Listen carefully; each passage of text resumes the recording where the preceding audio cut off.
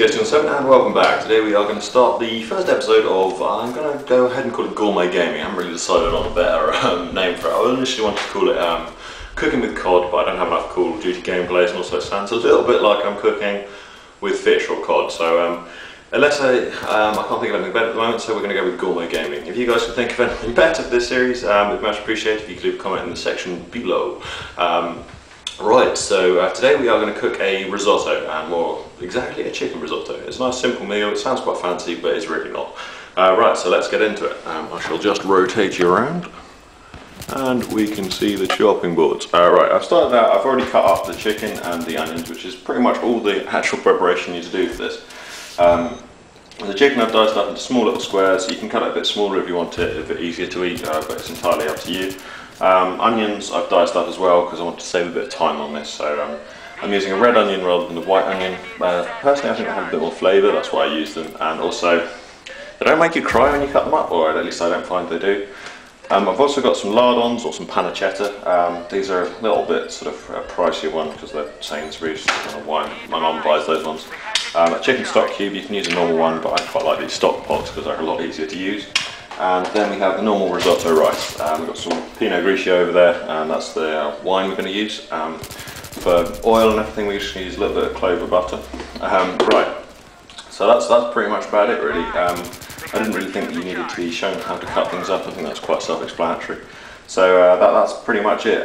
What you want to make sure you always do is make sure you cut up chicken on a different chopping board to everything else you're cutting up. With everything, you always want to make sure you cut up your meat separately to your vegetables. So I've used that chopping board for the chicken and that chopping board for the onions, and also I've used a different knife for each one. I've used that knife for the chicken and that knife for the onions, just to stop cross-contamination. Although you end up cooking them together, it's best to chop them up separately. Anyway, let's move over to the frying pan. Ooh, let's not drop this bad boy. Right, hopefully that is nice and square on the frying pan. Now to start off, you want to start out by cooking the chicken up. To start off, we're going to take a little bit of butter. A little knob of butter, that sounds awful. Probably should have started by heating this up. This is a nice frying pan, it's got a little red bit in the middle. When it gets to a certain temperature, it goes fully red, and that's when it's meant to be the best for cooking. I, however, am stupid and I didn't really prepare that very much. Right, so make sure the butter's evenly spread around, which is not stuck on there, which is why you want to pre-melt it. Also, you want to make sure the heat is not on too high. You want to keep it on about a medium heat, because if you cook it too high, it cooks too fast and it'll burn the food slightly. So when you're cooking the chicken, you can obviously have it on a bit higher heat because you want to get it sort of, because it wants to be cooked through properly. But when you're doing the risotto, you want to go on a slightly lower heat. It takes a while, you've got to be very patient with them. Right, that butter is nearly ready, so let's put the chicken in. Oops, try not to splash yourself with it. Add the chicken in. I've used 2 chicken breasts here, and I've used fresh chicken. You can use whatever chicken you want. When I'm down in Brighton, when I'm sort of not living at home and I don't have quite so much money to my name, I use quite a lot of frozen chicken, which works wonders actually.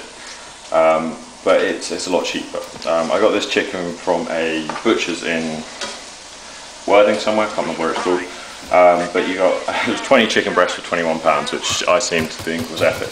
Right, I'm going to pause here slightly and you'll see a nice little bit of fast forward motion as the chicken cooks up.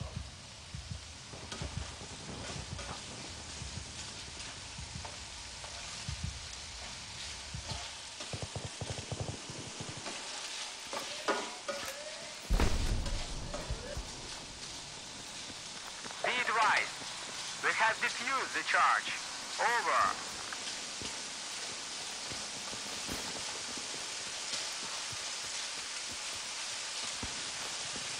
Right, that's pretty much the chicken cooking done. All you want to do is when you cook the chicken, you want to make sure you heat through both sides equally. So you want to make sure it's sort of, as you can see the chicken cooking, you can see it going white through the sides. You want to wait till it gets about halfway through and flip it over and then cook the other half through.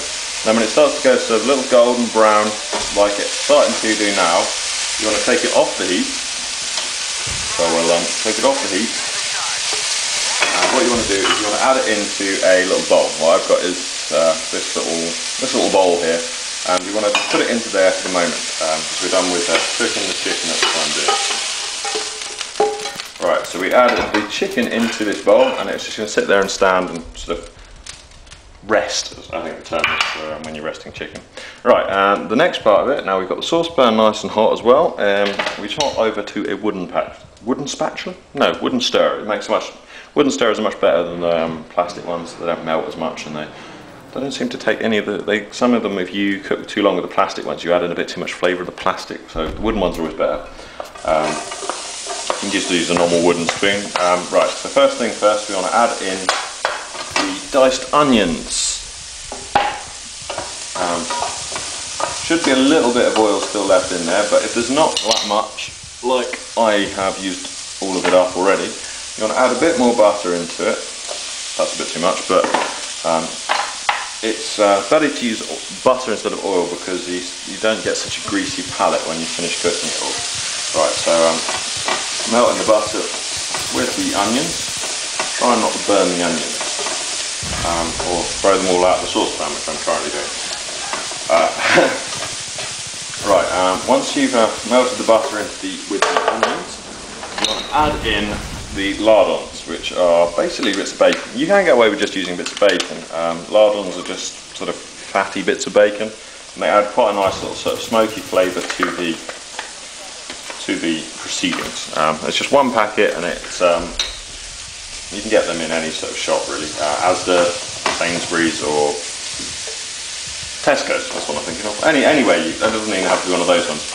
And now you want to fry these up quickly, and you want to fry these until the onions go sort of like a clear colour. As soon as the onions go clear from the usual red, that's when they're pretty much done. If you carry on cooking them too long or just frying them separately, they tend to burn, and then you don't really want burnt onion in your meal because it tastes rubbish. Let's be honest, it tastes burnt and nasty. So yeah, you just want to keep stirring these around until the onion goes clear. That's about it really for that stage of it. Right, when the onions have gone clear, which they have started to now, you can see they're starting to go very white instead of they're losing quite a lot of their red colour. Right, at this point, you now want to take your risotto rice. You can use normal rice, which is a bit cheaper. Risotto rice tends to be a bit more expensive, but you do get a lot creamier flavour if you use the risotto rice. Now, at this point, you want to take the risotto rice and you want to cover the whole base of the frying pan. You don't have to use a frying pan. You can basically use any pan you want, but I prefer using a frying pan. It's just my personal preference. So you want to cover the base of the pan in the risotto rice, and then you just want to don't want to add anything for a moment. You don't want to add anything for the moment. You just want to stir it through. You want to sort of fry up this rice a little bit, and you want to fry the rice until it goes sort of a bit clear, like the onions are. Not quite the same extent. You can see it's quite difficult to see on the camera because it's not the best camera in the world, and I will try, if I try and do more of these, get a slightly better camera to do them. I'm not quite sure how the audio is turning out either. I might have to start recording the audio with a mic, we shall see. You just want to keep stirring this through until the grains of rice start going a bit clear. This is possibly going to take a little while, so I might fast forward it.